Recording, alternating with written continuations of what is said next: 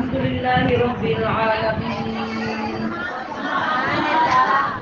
والعاقبة للمتقين والصلاة والسلام على سيد المرسلين أما بعد فأعوذ بالله من الشيطان الرجيم بسم الله الرحمن الرحيم واذكروا نعمة الله عليكم إذ كنتم أعداء فألف بين قلوبكم فأصبحتم بنعمته إخوانا فقال الله تبارك وتعالى في مقام آخر فلولا نفر من كل فرقة منهم طائفة ليتفقهوا في الدين ولينذروا قومهم إذا رجعوا إليهم لعلهم يحذرون صدق الله مولانا العظيم وبلغنا رسوله النبي الكريم الأمين رب اشرح لي صدري ويسر لي أمري واحلل عقدة من لساني يفقهوا قولي سبحانك لا علم لنا إلا ما علمتنا إنك أنت العليم الحكيم إن الله وملائكته يصلون على النبي يا أيها الذين آمنوا صلوا عليه وسلموا تسلیما۔ قرآن کریم کی آیت پاک کو سننے کے بعد ہر کلمہ پڑھنے والے پر یہ لازم اور واجب ہو جاتا ہے کہ وہ اپنے نبی پر درود پڑھے۔ کیوں درود پڑھے؟ اس لیے کہ وہ ہمارے نبی ہیں۔ اس لیے درود پڑھے کہ درود پڑھنا ہمارے اوپر واجب ہے۔ اس لیے درود پڑھے کہ درود پڑھنا آپ کا حق ہے۔ آپ اس منصب پر فائز ہیں کہ درختوں کا پتا پتا، زمین کا ذرہ ذرہ، پانیوں کا قطرہ قطرہ، آسمانوں کا ستارہ ستارہ محبوب پہ درود پڑھتا ہے۔ اس لیے آپ درود پڑھیں کہ اللہ قرآن میں فرما رہا ہے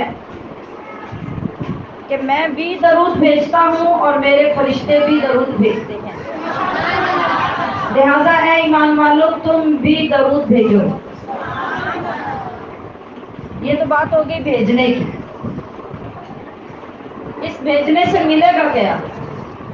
یہ تو سمجھ آ گئی کہ درود بھیجنا چاہیے، مگر اس سے ہمیں ملے گا کیا؟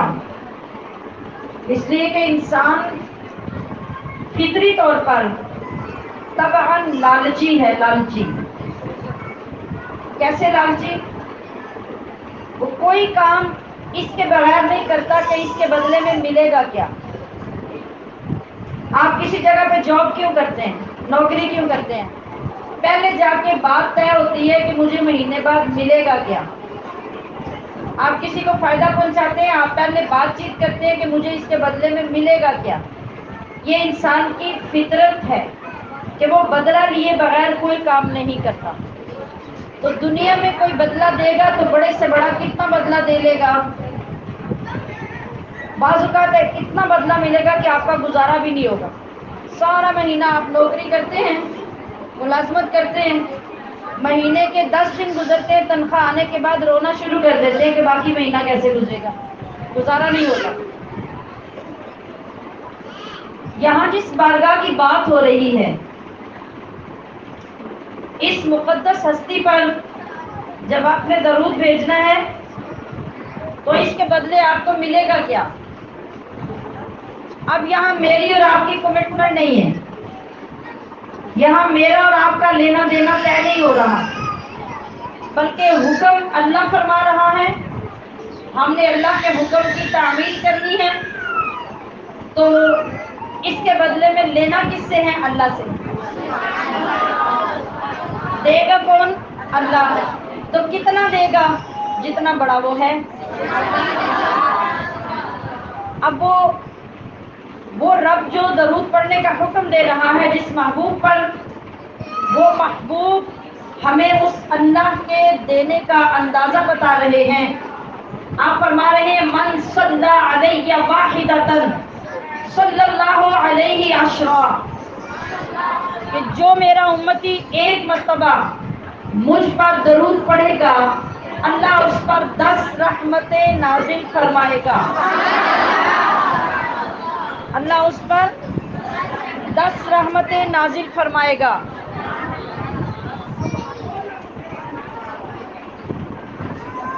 بس اتنا ہی نہیں، فرمایا کہ 10 رحمتیں نازل فرمائے گا، 10 گناہ معاف کیے جائیں گے اور 10 درجات اس بندے کے بلند کیے جائیں گے۔ یہ کس کا بدلہ ہے؟ یہ صرف ایک بار مصطفیٰ کریم پر درود پڑھنے کا بدلہ۔ ہم نے کبھی زندگی میں بیٹھ کے سوچا نہیں کہ ہمارے نبی کی شان کتنی بڑی ہے، اور تھوڑا سا تعلق قائم کر لینے پر بھی ہمارے وارے نیارے ہو جاتے ہیں۔ ہمارا رب ہمیں اتنا عطا کرتا ہے، اتنا عطا کرتا ہے کہ ہماری جھولیوں میں سمایا نہیں جاتا۔ اور یہ تو آپ اکیلے بیٹھ کے پڑھیں تب بھی 10 رحمتیں ملیں گی، چاہے نماز میں پڑھیں تب بھی، بازار میں پڑھیں تب بھی، گھر میں پڑھیں تب بھی، کونے میں اکیلے بیٹھ کے پڑھیں تب بھی 10 رحمتیں ملیں گی۔ مگر جب آپ آ جائیں محفل میں، جب آپ آ جائیں اجتماع میں، جب آپ آ جائیں زیادہ لوگوں کے اندر، تو میرے اور آپ کے آقا صلی اللہ علیہ وسلم نے ارشاد فرمایا زینوا مجالسکم بالصلاۃ علیہ، کہ لوگوں اپنی مجلسوں کو، اپنی محفلوں کو مجھ پر درود پڑھ کے سجایا کرو۔ ہمارے ہر چیز کو سجانے کا الگ طریقہ ہوتا ہے۔ ہم اپنے جسم کو اور طرح سجاتے ہیں، گھر کو اور طرح سجاتے ہیں، ڈرائنگ روم کو اور طرح سجاتے ہیں، کچن کو اور طرح سجاتے ہیں، ڈائننگ روم کو سجانے کا طریقہ اور ہے، بیڈ روم کو سجانے کا طریقہ اور ہے۔ مصطفیٰ کریم نے فرمایا میری مجلسوں کو سجانے کا طریقہ یہ ہے کہ اس میں کثرت سے درود پڑھا۔ تو کیا ہوگا؟ یا رسول اللہ ہم نے اکیلے میں، لوگوں میں، گھر میں، مصلی پہ، مسجد میں، بازار میں آپ پہ ایک بار درود پڑھا تو اللہ نے ہم پہ 10 رحمتوں کا وعدہ کیا، ہمارے 10 گناہ بخشے، ہمارے 10 درجات بلند کیے۔ تو آقا جب مجلسوں میں ہم آپ پہ درود پڑھنے کے ساتھ مجلسوں کو سجائیں گے، سنواریں گے تو کیا ہوگا؟ آپ نے ارشاد فرمایا کہ ان صلاتکم علیہ نور لکم یوم القیامہ، آج اگر تم دنیا میں اپنی مجلسوں کو درود کے ساتھ سجاؤ گے تو یہ مجلس میں پڑھا ہوا درود قیامت میں تمہارے لیے نور بن جائے گا۔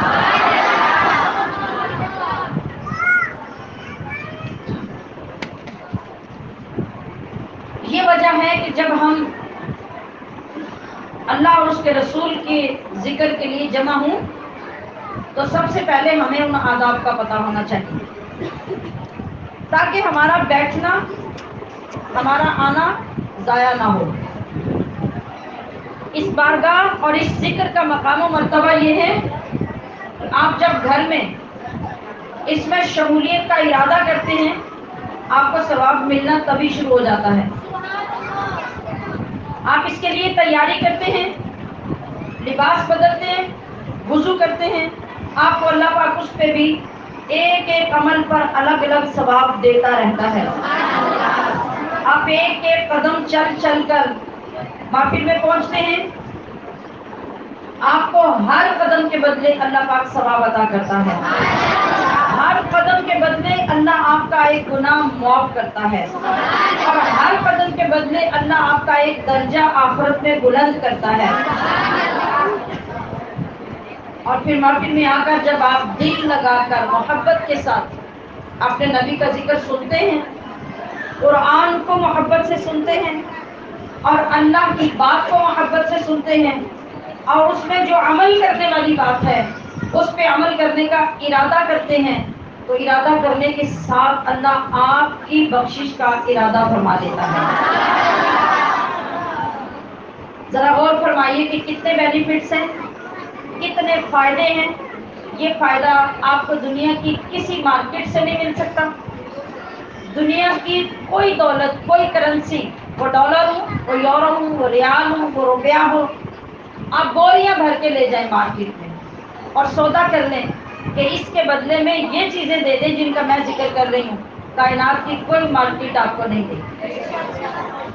ہاں، اگر محبت مصطفیٰ کے اس بازار میں آ جاؤ، خالی ہاتھ آ جاؤ، بس محبت کی شمع جلا کے آ جاؤ، جب اٹھو گے اخلاص کے ساتھ بیٹھو گے، اخلاص کے ساتھ اٹھو گے تو اللہ نامہ اعمال کو گناہوں سے پاک کر دے۔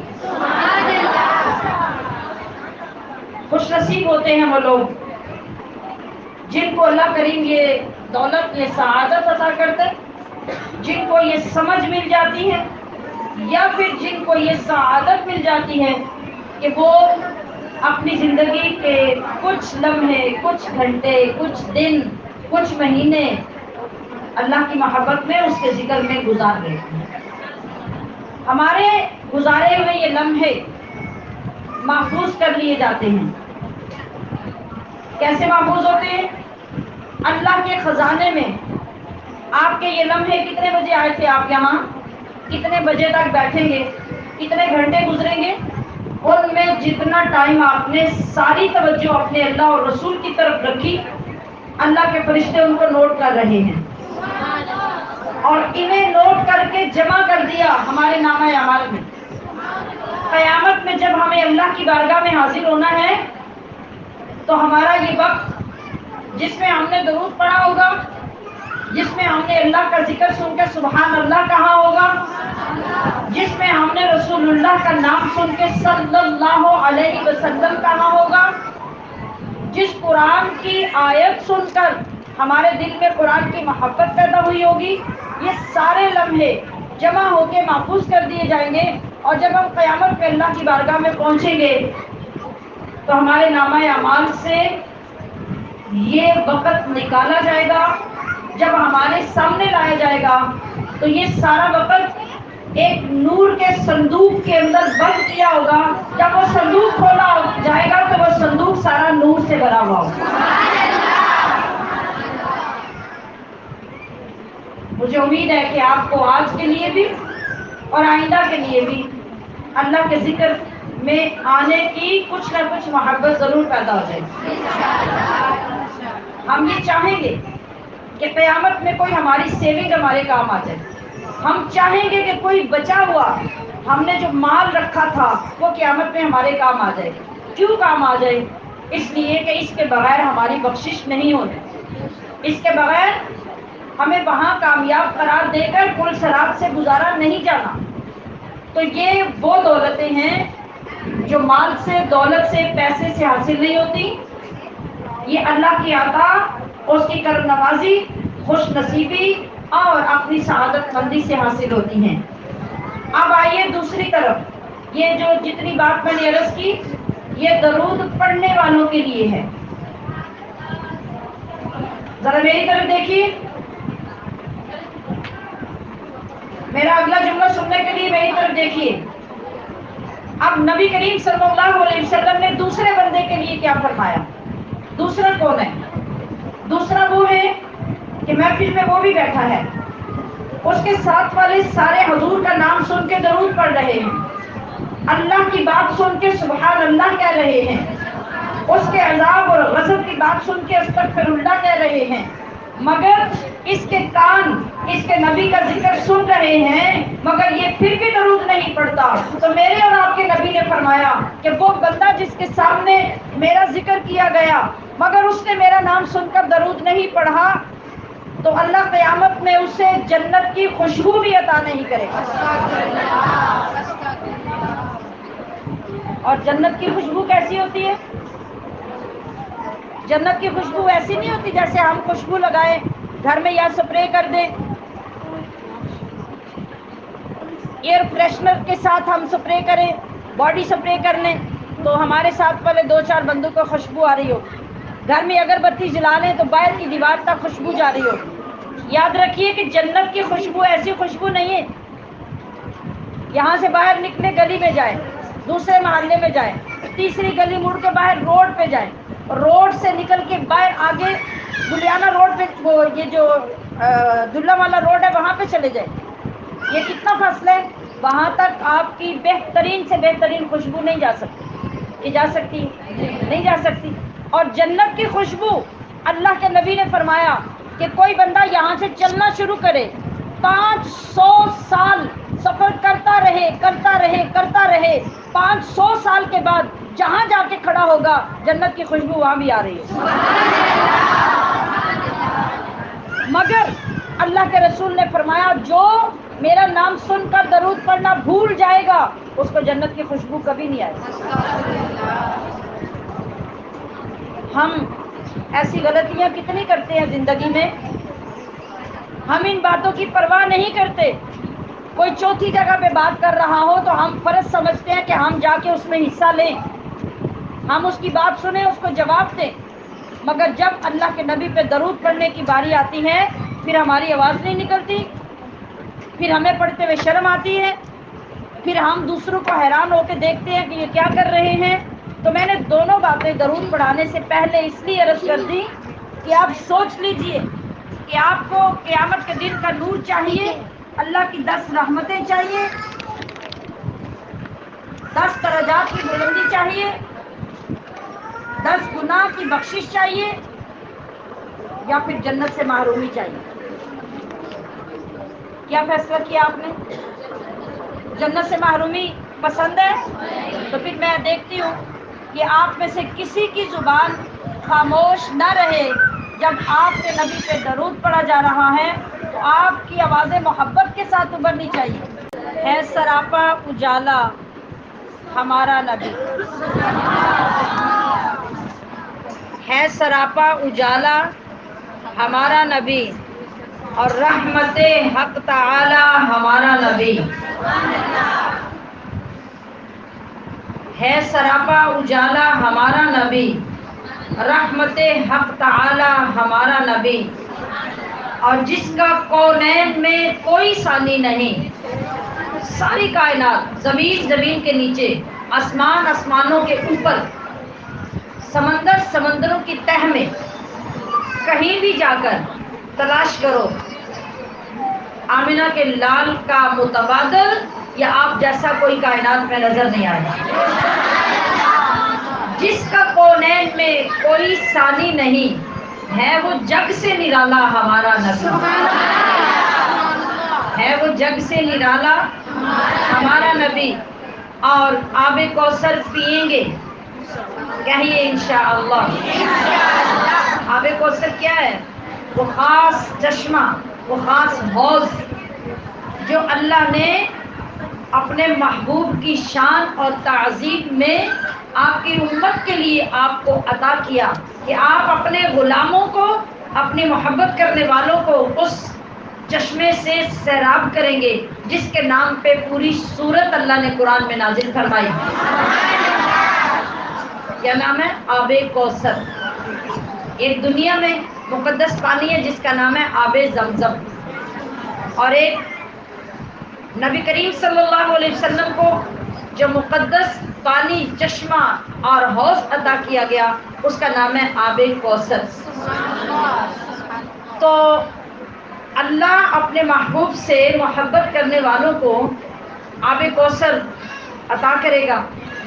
जितनी जिसको मोहब्बत होगी उस अंदाज में उसको पेश किया जाएगा। और ये अंदाज अंडरस्टूड है, हम दुनिया में भी समझते हैं। एक बंदा मेहमान आता है, कोई बरादरी का बंदा, कोई मिलने वाला बंदा आपके घर में आया। अगर आपके घर में मुलाजिम है तो आपने कहा मुलाजिमों से कि जाओ भी जो मेहमान आया उसको जाके पानी पिला दो। बात ज़रा गौर से मोहब्बत से सुनिएगा। आपने कहा किसी मुलाजिमा से कि जाओ जो बंदा आया उसको पानी पिला दो, उसने जाके पानी पिला दिया। दूसरा आया, मुलाजिमा ने जाके पानी पिला दिया। तीसरा आया, उसको भी मुलाजिमा ने जाके पानी पिला दिया।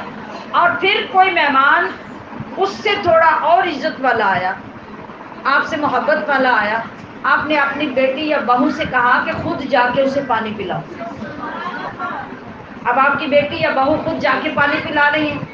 اب کوئی آنے والا ایسا بھی آئے گا، اتنی محبت والا آپ کا، اتنا عزیز ہوگا کہ آپ خود جا کے بیٹھیں گے، اپنے ہاتھ سے پانی پلا کے اسے پیش کریں گے ڈال کے گلاس میں کہ لو پانی پیو۔ یہ کتنا بڑا آنر ہے، کتنی محبت کا ثبوت ہے۔ تو مصطفیٰ کریم کے اس حوض پر، حوض کوثر میں سارے جائیں گے، عام امتی بھی جائیں گے، عام محبت کرنے والے، صرف کلمہ پڑھنے والے بھی جائیں گے، وہاں فرشتے بھی، صحابہ بھی ان کو پانی پلا رہے ہوں گے۔ لیکن جو عاشق ہوں گے، جو سچے غلام ہوں گے، جو درود و سلام سے عشق تک محبت کرنے والے ہوں گے، ان کا عالم کیا ہوگا کہ مصطفیٰ خود جام بھر بھر کے انہیں اپنے ہاتھ سے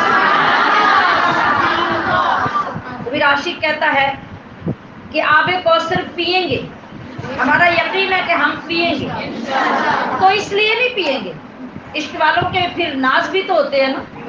اب عاشق کہتا ہے کہ ہم آب کوثر تو پیئیں گے اس لیے کہ وہ بڑا مقدس پانی ہے، ہمارے نبی کو رب نے عطا کیا ہے، لیکن اس لیے نہیں پیئیں گے کہ وہ پانی مقدس ہے، مگر ایک لالچ ہوگا، اس کے لیے ہمیں آب کوثر کی طلب ہوگی۔ وہ کیا کہ آب کوثر پیئیں گے تو صرف اس لیے ہم کو دے گا پیالہ ہمارا نبی، ہم کو دے گا پیالہ ہمارا نبی۔ اور یہ کون لوگ ہوں گے جن کو نبی خود پیالہ بھر کے پلائیں گے؟ ایک وہ جو سچا عاشق، اپنی جان، مال، اولاد سب کچھ نبی کی جان پہ قربان کرنے والا، اور دوسرا وہ جو نبی کے دین کا عالم ہوگا۔ حضور ان کو جب بلائیں گے حوض کوثر پہ یہ لوگ جائیں گے تو میرے آقا خود اپنے دستے شفقت اور ید اللہ کی شان والے ہاتھ کے ساتھ پیالہ اس حوض کوثر سے بھر کے ان کو پیش کریں۔ کیا شان ہوگی، کیا مقام ہوگا۔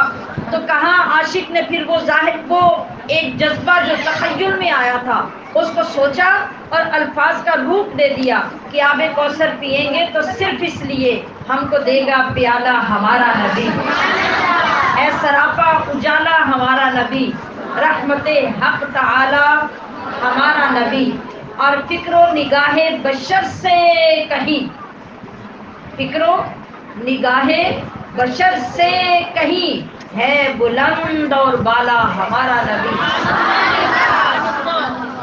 اور جس کی نسبت سے ہو جائیں گے پار ہم۔ فرشتے پوچھیں گے کون ہو، کس کی امت ہو؟ مصطفیٰ کی۔ کون ہو؟ مصطفیٰ کے غلام۔ کہاں سے آئے ہو؟ مصطفیٰ کا کلمہ پڑھنے والے۔ تو جس کے پاس یہ نسبت رسول ہوگی، نسبت مصطفیٰ ہوگی، اللہ ان سب کو پار کرواتا جائے گا۔ فرمایا کہ جس کی نسبت سے ہو جائیں گے پار ہم، ہے وہ سچا حوالہ ہمارا نبی، آمینہ کا دلارا ہمارا نبی، اور سب کی آنکھوں کا تارا ہمارا نبی، ہے سراپا اجالا ہمارا نبی۔ ہمشیران محترم، اللہ رب العزت نے اپنے پاک کلام میں اپنے نبی کی آمد کو لا تعداد طریقوں سے، لا تعداد پیراؤں میں، لا تعداد عنوانوں کے ساتھ بیان کیا، اور ہمارا حال بیان کیا۔ نبی کی آمد سے پہلے انسان کا حال کیا تھا، اور جب نبی تشریف لے آئے تو انسان کو کیا مرتبہ و مقام ملا۔ اب اس انسان کی ذمہ داریاں کیا ہیں، اسے اپنے دین اور اپنے نبی سے کس انداز کی محبت ہونی چاہیے، اور اسے اپنی زندگی کس ڈگر پہ چلانی چاہیے، کامیابی کس میں ہے، سعادت کس میں ہے، دنیا اور آخرت کی فلاح کس میں ہے، ہمیں وہ راستہ اختیار کرنا ہے۔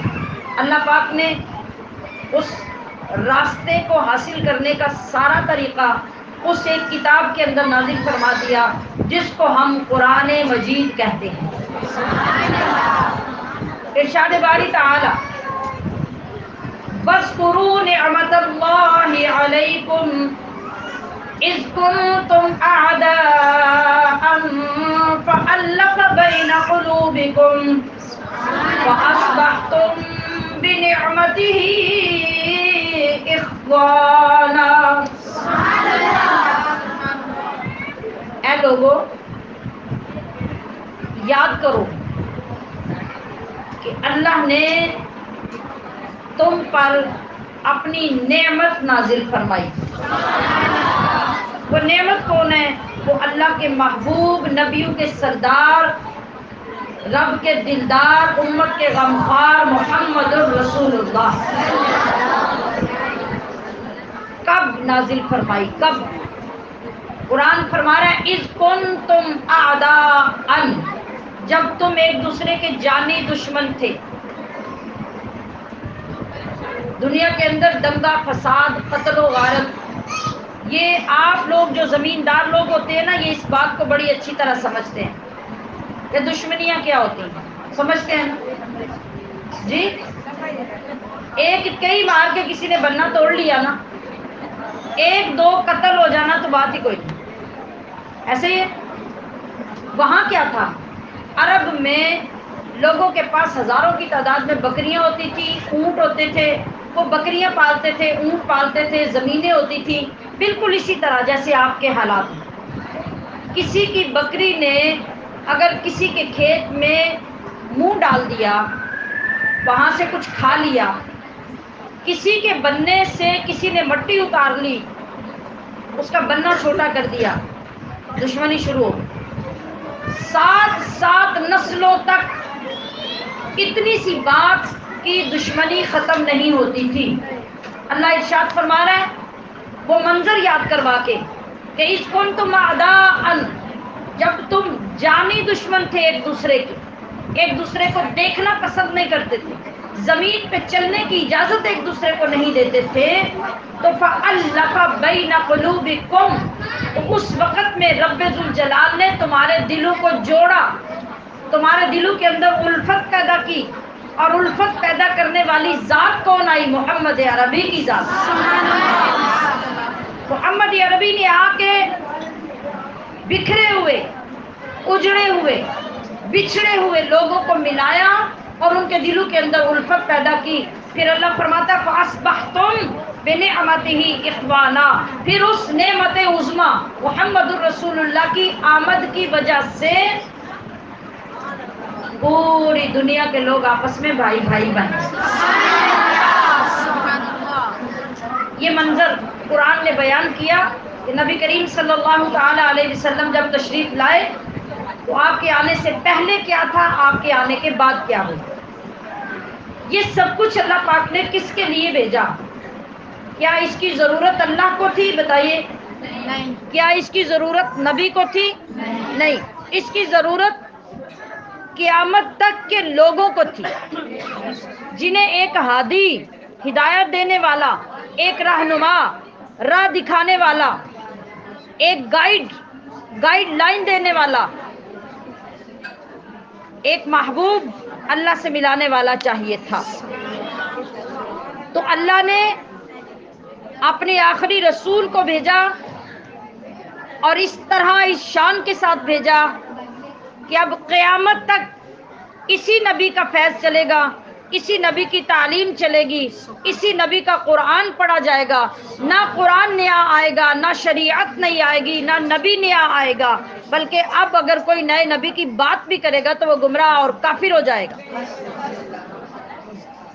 کتنی شان اللہ نے عطا فرمائی. اور کہتے ہیں نا کہ سرداروں کی اولادیں بھی سردار ہی ہوتی ہیں. چودھری کا بیٹا بھی پیدا ہوتا چودھری ہوتا ہے. تو اللہ نے سارے نبیوں کا سردار ہمارے نبی کو بنایا اور فرمایا کہ جو میرے نبی کی امت ہے وہ ساری امتوں کی سردار ہے. اور جو میں نے اپنے نبی کو کتاب یعنی قرآن عطا کیا ہے وہ ساری کتابوں کا سردار ہے.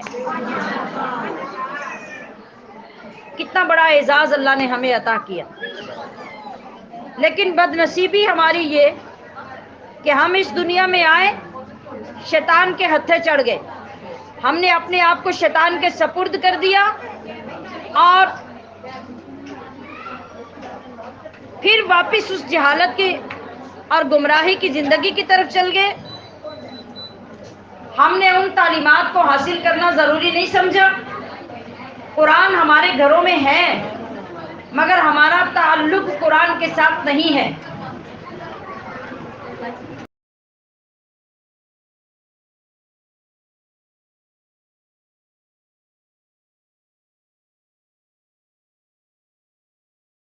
मैं क्या अर्ज कर रही हूँ कि कुरान हमारे घरों में है मगर हमारा ताल्लुक कुरान के साथ नहीं है। आप कहेंगे हमारा तो है, हम तो कुरान शरीफ पढ़ते हैं। कितने लोग कहेंगे कि हम कुरान पढ़ते हैं? जरा आप खड़े करके मुझे बताएं, कुरान पढ़ते हैं? पढ़ते हैं। कुछ थोड़े से लोगों ने हाथ खड़े किए कि हम कुरान पढ़ते हैं, कुछ लोगों ने हाथ खड़े नहीं किए। अब मैं बड़ी माजरत के साथ, बड़ी मोहब्बत के साथ ये पूछती हूँ कि जितने लोग कुरान पढ़ते हैं, आपकी माशाल्लाह कितनी कितनी उम्रें हो गई, आप ये बता सकते हैं कुछ कुरान के अंदर लिखा क्या है? आप जवाब है नहीं है ना? तो फिर क्या वाकफियत है हमारी कुरान के साथ? वो ऐसे ही है कि जैसे एक बंदा बुर्का पहन के रोज आपके पास से गुजर जाता है और आपको नहीं पता कि इसके अंदर कौन है। आप देखते तो उसे हैं मगर आपको उसके अंदर की पहचान नहीं है कि इस बुर्के के अंदर कौन है। वही हाल हमारा है। हमें कुरान गिलाफ के अंदर तो घर में पढ़ा नजर आता है और अगर हम उसको पढ़ते भी हैं तो क्या हम ये दावा कर सकते हैं कि हमने कुरान सही पढ़ना सीखा है? नहीं। आप किसी कारी कुरान के पास बैठ के कुरान पढ़े, एक सफ़ा पढ़े, 101 गलती आपके निकलेगी। तो फिर हमने कुरान के साथ क्या मोहब्बत की? एक बात। दूसरी बात ये कि अगर आपको ठीक पढ़ना आ भी गया तो मैंने ये सवाल किया कि जो आपने ठीक पढ़ा, क्या आपको पता है कि मैंने क्या पढ़ा? क्या आपको पता है कि जो मैं पढ़ रही हूँ इसके अंदर मेरा रब मुझसे क्या कह रहा है? मुझे किसी बात से मना कर रहा है या मुझे किसी बात का हुक्म दे रहा है? नहीं पता ना। एक ही बात समझ लेने के लिए काफ़ी है। अगर हमें सारी ज़िंदगी में सिर्फ इतना पता चल जाता कि इस कुरान में रब हमसे क्या चाहता है, तो आज किसी गली, किसी मोहल्ले, किसी घर में, किसी इवेंट में, किसी शादी में, किसी मार्केट में कोई बूढ़ी औरत, कोई जवान लड़की हमें बेपर्दा नजर ना आती। कुरान ने वाज़ेह तौर पे ये हुक्म दिया कि कोई औरत बेपर्दा घर से बाहर नहीं निकल सकती। तो बात तो सारी खुल के सामने आ गई कि हमने कुरान के साथ क्या ताल्लुक रखा हुआ। इन महफिल का ये मकसद है कि हम एक दूसरे को एहसास दिलाएं, हम भूला हुआ सबक याद करने की कोशिश करें। हमने जितनी गफलत में ज़िंदगी गुजारी है, हम उससे तौबा करके अपने रब और अपने रसूल की तरफ आ जाएं और जो पैगाम, जो कुरान, जो दीन, जो शरीयत अल्लाह ने हमारे लिए भेजी है, हम उस पर अमल करने वाले बनते हैं। ये इन महफिलों का मकसद होना चाहिए और यही मकसद है भी। आज से 20 साल, 40 साल, 50 साल पीछे चले जाए, उस ज़माने में औरतों के, मर्दों के बाकायदा मदरसे नहीं होते थे, जामियात नहीं होते थे। लेकिन मैं ये सवाल करूंगी कि जिस ज़माने में मदरसे नहीं थे, जिस ज़माने में जामियात नहीं थे, क्या उन ज़मानों में औरतें नमाज पढ़ती थी कि नहीं? उन्हें नापाकी और पाकी का पता होता था या नहीं? कहाँ से सीखती थी? हमसे ज़्यादा हमारे बुजुर्गों को पाकी नापाकी के मसाइल आते थे। हमसे ज़्यादा वो लोग नमाज के, रोज़े के, कुरान पढ़ने के पाबंद होते थे। हमसे ज़्यादा वो लोग अल्लाह और उसके रसूल से डरने वाले होते थे। कहाँ से सीखते थे? हर बंदा सीना बसीना दीन सीखता था। बाप अपने दादा से, दादा परदादा से, परदादा से परदादा से, हर बंदा अपनी औलाद को वो दीन की अमानत सपुर्द करता था कि ये मेरी जिम्मेदारी है कि मैं अपनी औलाद को दीन सिखाऊं। घरों के अंदर पुरानी औरतें बुजुर्ग औरतों के पास बैठ के दीन सीखा करती थी और उन्हें ये मालूम था कि ये हमारी जिम्मेदारी है, हमने ये दीन सीखना है, इसके बगैर हम मुसलमान नहीं हैं। हम शिराने मोहतरम, आज जो सूरत हाल हमारी है, मेरे ख्याल में जितने लोग आप यहाँ तशरीफ़ लाए हैं, आप में से बहुत थोड़ी सी नौजवान बच्चियां वो होंगी जो शादीशुदा नहीं हैं। मैं जितने लोग यहाँ देख रही हूँ, अक्सर लोग यहाँ शादीशुदा नजर आ रहे हैं। अगर शादीशुदा हर औरत माँ नहीं तो बीवी तो है ना, बताइए। बहुत सी तो माएँ भी हैं माशाल्लाह, नानियाँ भी, दादियाँ भी हैं, और बहुत सी अगर माएँ नहीं तो बीवियाँ तो हैं। तो जिस तरह माँ के लिए दीन के बहुत सारे अहकाम सीखना फर्ज है, इस तरह बीवी के लिए भी दीन के बहुत सारे अहकाम सीखना फर्ज है। क्या हमारी बेटियां या हमारी बहुएं जब किसी मर्द की बीवी बनती हैं तो क्या बीवी बनने से पहले किसी के घर में उसकी माँ या उसकी दादी या उसकी नानी बिठाकर उसकी पाकी नापाकी के सारे मसाइल, गुस्ल और वुजू के सारे मसाइल शादी से पहले उसे पढ़ा के भेजती है? क्या उसे सिखा के भेजा जाता है? मैं आपको एक ऐसा अजीब वाकया सुनाऊं जिसे सुन के शायद आप भी हैरान हो जाएंगे। एक बड़े आलिम दीन, बड़ा अरसा इंग्लैंड में गुजारा उन्होंने, वो कहते हैं कि मैं अपनी बीवी को साथ ले गया इंग्लैंड में, और काफ़ी अरसा हमें वहाँ गुजर गया। कमोबेश 4 साल हमारे वहाँ इंग्लैंड में गुजरे। 4 साल गुजर जाने के बाद एक दिन ऐसा हुआ कि जब रात में हमारी बीवी मियाँ बीवी की मुलाकात हुई, गुस्ल फर्ज हुआ, फजर की नमाज का वक़्त कम था और पानी मौजूद नहीं था। वो हजरत साहब फरमाते हैं कि मैं फ़ौरन उठा, चूँकि फजर की नमाज का वक्त हो रहा था, तो मैं मस्जिद चला गया और मैंने वहाँ जाके गुस्ल किया, और गुस्ल करके मैंने नमाज़ पढ़ी। नमाज पढ़ के जब मैं घर वापस आया, मेरी तबीयत कुछ थकी हुई थी। रोज़ाना मैं इशराक की नमाज़ पढ़ के घर आता था, आज तबीयत में कुछ थकावट थी, तो मैंने फजर की नमाज़ पढ़ी और पढ़ते ही मैं घर आ गया। मैं जब घर आया, ज़रा तवज्जो से समाअत कीजिए, मैं जब घर आया तो मैंने देखा कि मेरी बीवी नमाज पढ़ रही।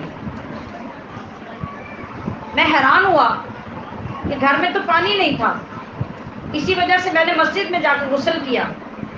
तो मेरी बीवी ने इतनी जल्दी पानी का इंतज़ाम कहाँ से किया और कहाँ से पानी लाके इसने गुस्ल भी कर लिया, नमाज भी पढ़ ली। तो मैंने अपनी बीवी से सवाल किया, मैंने कहा कि ए अल्लाह की बंदी, तूने पानी किधर से लिया और तहारत का, पाकी का इंतज़ाम कैसे किया? वो आगे से हंसी, कहने लगी कि कैसी पाकी, कैसा पानी, कैसा गुस्ल, तुम कौन सा गैर हो, मेरे शौहर हो ना, तो मेरे लिए गुस्ल करना क्या ज़रूरी था? गुस्ल करना तो तब ज़रूरी है जब किसी गैर मर्द के करीब जाया जाए। ये हमारा मुआशरा है, ये हमारे मुआशरे के अंदर औरतों की जहालत का ये आलम है। वो हजरत साहब कहते हैं कि मैं अल्लाह की बारगाह में सजदा रेज होके इस कदर रोया कि मौला, 4 साल से मैं इस औरत के साथ ज़िंदगी गुजार रहा हूँ जो मुझे नापाकी की हालत में खिला भी रही है, पिला भी रही है, तुझे सजदे भी कर रही है, तेरी नमाजें भी पढ़ रही है, और मुझे इस बात की खबर नहीं। क्या कोई इंसान, कोई मुसलमान ये सोच सकता है कि वाकई एक मुसलमान औरत दीन से इतनी जाहिल और इतनी दूर होगी? अगर आप गहराई से सर्वे करेंगे, मालूमात करना चाहेंगे, तो एक वैसी औरत नहीं, दर्जनों वैसी औरतें आपको मिलेंगी। और अगर उस तरह इतनी बेबाकी से ये बात कहने वाली ना मिली, तो क्या ख्याल है जो नई नवेली दुल्हन, जिसको आप 2-2, 3-3 कोट करके नेल पॉलिश के लगाते हैं, कभी आर्टिफिशियल नेल्स नाखून लगाते हैं, कभी केमिकल के साथ आर्टिफिशियल पलकें जोड़कर तैयार करके दूल्हे के घर में भेजते हैं, क्या वो सारी चीज़ें नमाज का वक़्त आने पे उतर जाती हैं? क्या उनसे जिस्म पाक हो जाता है? और अगर एक नुक्ता जो होता है ना, पेंसिल या पेन का नुक्ता यूं करके जब लगाते हैं, एक नुक्ता, शरीयत के अंदर हुक्म ये है कि उस नुक्ते के बराबर जिस्म के किसी जगह पर कोई पेंट या नेल पॉलिश या ऐसी कोई जमी हुई चीज रह गई, खा वो मेकअप की क्यों ना हो, आपका वुजू, आपका गुस्ल 1000 बार दरिया के अंदर जाके छलांग मार दे तब भी नहीं होता। तो फिर हम कहते हैं कि मेरी बहू मुझसे लड़ती है, फिर हम कहते हैं कि मेरा बेटा मेरी बात नहीं सुनता, हम कहते हैं कि शादी के बाद हमारे घर में बेबरकती हो गई। आपने बरकत वाला काम कौन सा किया? आपने अल्लाह के गज़ब को दावत दी, आपने उन जाहिल औलादों को जवान किया जिनकी जिंदगी जानवरों से बदतर है, जिन्हें गुस्ल की शराइत का नहीं पता, जिन्हें वुजू करने के तरीके का नहीं पता। और एक ही औरत की मिसाल जो मैंने आपके सामने रखी, ये हर रोज सुबह उठ के भी सोचे तो तब भी कम है। हमारे न जाने कितने घर इस नहुसत में पल रहे हैं, न जाने कितनी औलादें इस नापाकी के अंदर औरतें बड़ी कर रही हैं। ये दीन है, अल्लाह ने हमें मुसलमान पैदा किया है, और मुसलमान होने का ये मतलब है सामियात मोहतरम कि अल्लाह ने हमें उस नबी का गुलाम बनाया है। हम अपनी मर्जी से नहीं जी सकते, उस नबी की मर्जी से जीना हमारे लिए जरूरी है। उस नबी की तालीमात पर पाबंद होकर जीना हमारे लिए जरूरी है, और उसकी पाबंदी पर अमल करने के लिए अल्लाह ने अपने नबी पर कुरान नाजिल फरमाया, और कुरान की तशरीह के लिए मुस्तफ़ा करीम की हदीस पाक का ज़ख़ीरा हमारे पास मौजूद है। जब तक हम इनकी तालीम हासिल नहीं करते, इनको सीखते नहीं, इन पे अमल नहीं करते, अपनी औलादों को इसकी तरबियत नहीं देते, खुद सीखने के लिए इसके लिए वक़्त नहीं निकालते, हम मुसलमान कहलाने के हकदार नहीं हैं। सामियात मोहतरम, हर बाप और हर माँ की ये जिम्मेदारी है कि जिस वक़्त बेटी बेटा जवान हो जाए, शादी से पहले बाकायदा बेटे को किसी आलिम दीन के पास भेजा जाए, और उसको आलिम दीन की सोहबत में और उसकी शागिर्दी में वो तमाम मसाइल सिखाए जाएं जो एक मर्द को शादी के बाद ज़रूरत पड़ते हैं। क्या किसी माँ ने, बाप ने घर में कभी ऐसा किया? कभी सुना कि फलां लड़के की हफ्ते बाद शादी है इसलिए ये मुफ्ती साहब के पास जा रहे हैं? कभी किसी ने ऐसे नौजवान को देखा? क्या कभी बाप ने खुद अपने नौजवान बेटे को 4 दिन अलहदा बिठा के ये मसाइल सिखाए कि जो किसी की बेटी तेरी बीवी बन के आ रही है, उसके हकूक़ क्या हैं, तेरी जिम्मेदारियां क्या हैं, शरीयत के अहकाम क्या हैं? आज हम इन तमाम बातों को भूल कर जानवरों से बदतर जिंदगी गुजार रहे हैं। हमारे लिए ये ज़रूरी है कि हम उस इल्म की तरफ आएँ जो इल्म इंसान को बुलंदी अता करता है, और ये इल्म जो कुरान का इल्म है, ये इल्म जो हदीस का इल्म है, ये हमारे ऊपर वाजिब है, हमारे लिए फ़र्ज है। अगर हम ये हासिल नहीं करते तो फिर हमारी ज़िंदगी में गाय भैंस बकरी कुत्ते बिल्ली की ज़िंदगी में कोई फ़र्क नहीं। उनको भी बच्चे पैदा करने से गरज है, हमें भी बच्चे पैदा करने से गरज है, फिर कोई फ़र्क नहीं है। इंसान अशरफुल मखलूक़ात है, और मेरे नबी सल्लल्लाहु अलैहि वसल्लम ने इरशाद फरमाया है कि एक आलिम दीन जो कुरान का हदीस का दीन का इल्म हासिल करता है, वो इतनी फजीलत अपने मुआशरे के लोगों के अंदर, दीनदार और नमाजी मुत्तकी लोगों के अंदर इतनी फजीलत रखता है जितनी फजीलत आसमान के सितारों के ऊपर 14वीं के चांद को होती है। एक आलिम दीन की फजीलत लोगों के अंदर, किन लोगों के अंदर? जो दुनियादार हैं, जो बेनमाज हैं, जो बेदीन है नहीं। नबी इस्लाम ने फरमाया कि जो इबादत गुजार लोग हैं, जो तहज्जुद गुजार लोग हैं, जो नमाजी लोग हैं लेकिन आलिम नहीं है, अब इनके अंदर एक आलिम दीन आएगा तो उसकी फजीलत और उसकी शान ऐसी होगी जैसे 14वीं रात में आसमान की तरफ देखो तो 14वीं रात में जो चमकता हुआ चांद सितारों के दरमियान शान रखता है, वो आलिम दीन की शान मुआशरे के अंदर होती है। आज हमने खुद अपने हाथों से इज्जतें अपनी पामाल कर दी, हमें पता ही नहीं कि इज्जत किस बात में है, बेइज्जती किस बात में है। इल्म की शान, दूसरे लफ्ज़ों में नबी अलैहिस्सलाम ने एक और हदीस पाक में यूँ फरमाया कि عالم دین کی شان پرہیزگار نمازی حاجی لوگوں کے اندر اس طرح ہے جس طرح تمام مخلوق کے اندر میری شان ہے. یہ اللہ کے نبی فرما رہے ہیں جس طرح تمام نبیوں میں اور تمام لوگوں میں میری شان ہے اس طرح عالم دین کی شان ہے. تو عزیزات محترم، آج کی آپ کی جو یہ محفل ہے، آپ کو اچھی طرح معلوم ہے کہ ہم یہ چاہ رہے ہیں آپ کے علاقے میں، اس گھر میں آپ کے لیے دین کو سمجھنے کا، قرآن کو درست کرنے کا کچھ ایسا انتظام ہو جائے جس سے آپ خود بھی اور آپ کی نئی نسل، نیو جنریشن، جو بچیاں جوان ہو رہی ہیں، 8-10 سال کی ہو گئی ہیں یا 20-25 سال کی ہو گئی ہیں اور ابھی دین کے قریب نہیں آئی، ان کے لیے یہ کوشش کی جائے کہ ان کی عمر کے مطابق مختصر وقت میں ان کے لیے دین کی تعلیم کا انتظام کیا جائے، اور جب وہ اتنا علم حاصل کر کے آگے بڑھیں، ان کے اندر شوق اور محبت پیدا ہو، تو پھر وہ باقاعدہ قرآن کو سیکھنے، قرآن کا ترجمہ اور فقہی اور شرعی مسائل کو سیکھنے کے قابل ہو جائیں. آپ کے علاقے کے اندر دین کی روشنی پیدا ہو جائے، اللہ اور اس کے رسول کو راضی کرنے کا سامان ہو جائے. کیا آپ سمجھتے ہیں کہ آپ کے علاقے کو اس بات کی ضرورت ہے؟ بتائیے. کیا آپ سمجھتے ہیں کہ اولادوں کو ضرورت ہے؟ آپ کو خود ضرورت ہے؟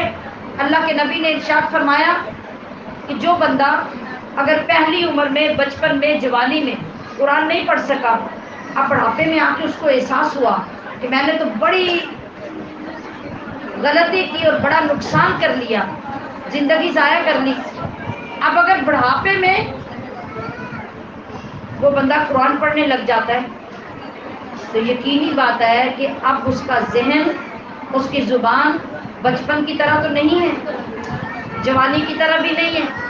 جوانی میں اگر 2 بار 4 بار ایک بات بتانے سے یاد ہو جاتی تھی، آپ 20 بار بتانے سے بھی یاد نہیں ہوتی.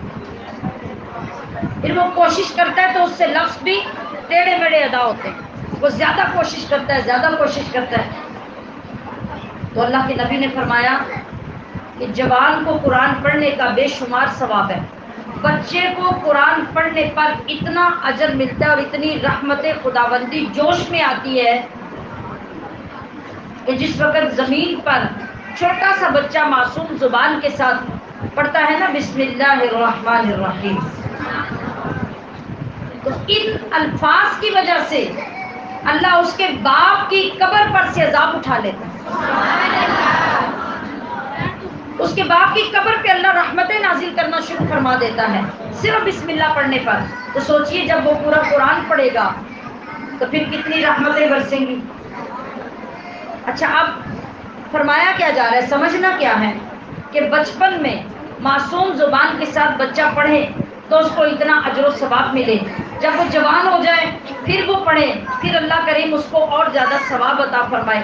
اب جو بوڑھا بندہ جو بات اب اس طرح سمجھتا نہیں، لفظ ادا کرتا ہے، کر نہیں سکتا، مگر اب محبت پیدا ہو گئی قرآن کی، اب وہ چاہتا ہے کہ جیسے تیسے میں کچھ نہ کچھ قرآن سیکھوں، تو اللہ کے نبی فرماتے ہیں کہ وہ گھبرائے مت، بلکہ وہ خوش ہو جائے کہ جتنا ثواب جوان کو ملے گا، جتنا ثواب بچے کو قرآن پڑھنے کا ملے گا، بوڑھے بندے کو قرآن سیکھنے کا اس سے بھی دوہرا ثواب اللہ عطا فرمائے.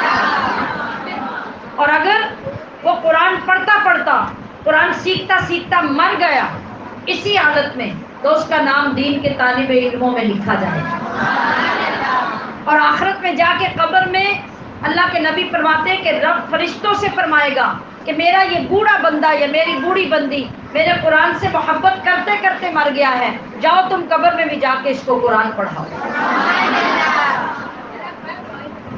کتنی لطف اندوز ہونے والی بات ہے، کتنی نفع والی بات ہے کہ آپ خود بھی، آپ کی اولادیں بھی، اولادوں کی اولادیں بھی، یہ سارے اس راستے پہ چل پڑے، اپنے قرآن کو درست کریں، دین کے وہ مسائل سیکھیں جن کے ساتھ آپ کی نماز درست ہوتی ہے، جن کے ساتھ آپ کے قرآن کی تلاوت درست ہوتی ہے، جن کو سیکھنے کے بعد آپ زندگی کے آداب جینا سیکھ لیتے ہیں اور آقا علیہ الصلوۃ والسلام کی سنتوں کا علم حاصل ہو جاتا ہے، یہ ہماری زندگی کا مقصد ہے۔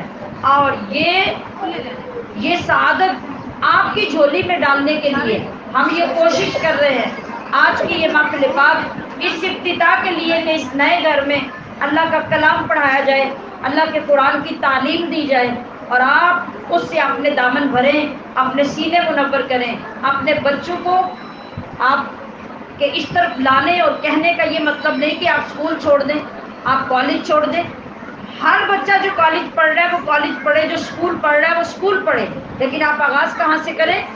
آپ کے اسکول اور کالجز میں ابھی چھٹیاں ہونے والی ہیں، آپ ان چھٹیوں میں اپنے بچوں کا وقت ضائع ہونے سے بچائیے اور اس میں آغاز کیجئے کہ وہ ان 2-3 مہینوں میں ایک نئی زندگی کے راستے پہ چل کر، دین کی روشنی میں چل کر اپنے آپ کو منور کریں اور وہ تعلیم لے کے آپ کے گھروں میں پہنچیں جس سے آپ کو علم ہو کہ واقعی اللہ کی رحمتیں دین کے اندر کس قدر زیادہ ہیں۔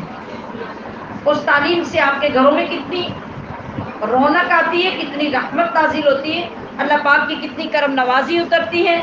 یہ راستہ ہی اصل عزت کا راستہ ہے، یہ راستہ ہی اصل سرخروئی کا راستہ ہے۔ تو عزیزات محترم، آج اس محفل پاک میں آپ جو آئے ہیں، کئی لوگ وہ ہیں جن کے بچے پہلے سے پڑھ رہے ہیں، کئی وہ لوگ ہیں جو رمضان المبارک میں ہمارے پاس تشریف لاتے رہے ہیں اور پورے رمضان میں سنتے رہے ہیں کہ ہمارا مقصد کیا ہے اور دین کو آگے بڑھانا ہمارے لیے کتنا ضروری ہے۔ اور کچھ وہ لوگ بھی ہوں گے جو آج پہلی مرتبہ تشریف لائے ہیں۔ آپ سب کی خدمت میں میری یہ گزارش ہے کہ غفلت، جہالت کی زندگی سے توبہ کر کے اپنے نبی کے دامن میں آنے کا وعدہ فرمائیے، تاکہ جو وقت ہمارا بعد میں رہ گیا ہے، اور کتنا رہ گیا ہے اس کے بارے میں تو ہمیں کچھ علم نہیں۔ ہمیں یہ بھی علم نہیں کہ ہم جو بیٹھے ہوئے ہم کھڑے ہو سکیں گے یا نہیں، ہمیں یہ بھی علم نہیں کہ ہم یہاں سے اپنے گھر پہنچ سکیں گے یا نہیں، اور ہمیں یہ بھی نہیں علم کہ 50 سال تک ہم جیتے رہیں گے، مریں گے ہی نہیں۔ ہمیں کسی بات کا کچھ علم نہیں۔ لہذا سعادت مندی یہ ہے کہ جب اللہ کے دین کی عزت اور عظمت کا ہمیں علم ہو گیا اور ہمیں معلوم ہو گیا کہ یہ راستہ ہمارے لیے کتنی عزت اور عظمت کا راستہ ہے، ہمیں اس پہ چلنے میں دیر نہیں کرنی چاہیے۔ میری آپ سے یہ التماس بھی ہے اور آپ کے لیے اللہ کی بارگاہ میں یہ دعا بھی ہے کہ اللہ رب العزت آپ لوگوں کو اس راستے کی محبت عطا فرمائے، بار بار ان محافل میں بیٹھیں، بار بار اپنے قرآن سے محبت کا سبق سیکھیں، اللہ کے نبی سے محبت کرنا اور آپ کی سنتوں پہ عمل کرنا سیکھیں، اور اس علاقے میں آپ کو جمع کرنے کے لیے اور یہاں سے رمضان میں ہر روز گجرات لے جانے کے لیے ماشاءاللہ ہماری عزیزات رضانہ چودھری صاحبہ اور عفرت طاہرہ صاحبہ، ان لوگوں نے جو آپ سے محبت کا اظہار کیا، آپ کی ذمہ داری کو اٹھایا اور آج اسی کام کو آگے بڑھانے کے لیے یہاں اس محفل پاک کا انعقاد کیا، تو میری دلی دعا ہے کہ اللہ رب العزت ان کو محبت عطا فرمائے، ان کو کامیابی عطا کرے، اور آپ سب لوگوں کو اس کام کی قدر و منزلت سمجھتے ہوئے قدم بڑھانے کی توفیق عطا فرمائے، اور ایک وقت ایسا آ جائے انشاءاللہ العزیز کہ آپ کے گاؤں کا ہر بچہ، ہر بندہ رمضان میں آپ کو یاد ہوگا کہ میں نے ایک بات سنائی تھی، نبی علیہ الصلوۃ والسلام نے سورہ ملک کی فضیلت بتاتے ہوئے ارشاد فرمایا کہ میرا دل چاہتا ہے کہ ہر بندہ مدینے کا سورہ ملک کو یاد کر لے اور رات سونے سے پہلے سورہ ملک پڑھا کرے، تو مدینہ میں کوئی بچہ، کوئی بچی، کوئی بوڑھا باقی نہیں بچا جس نے فوراً سورہ ملک کو یاد کر کے اپنا وظیفہ نہ بنا لیا۔ آج اس محبت کا ثبوت دینے کی ضرورت ہے کہ ہم بھی قرآن سے محبت کریں اور اس محبت کے ساتھ اپنا محبت کا سفر، دین کا سفر شروع کریں۔ اللہ کریم آپ کو اس میں کامیابی اور کامرانی سے ہمکنار فرمائے۔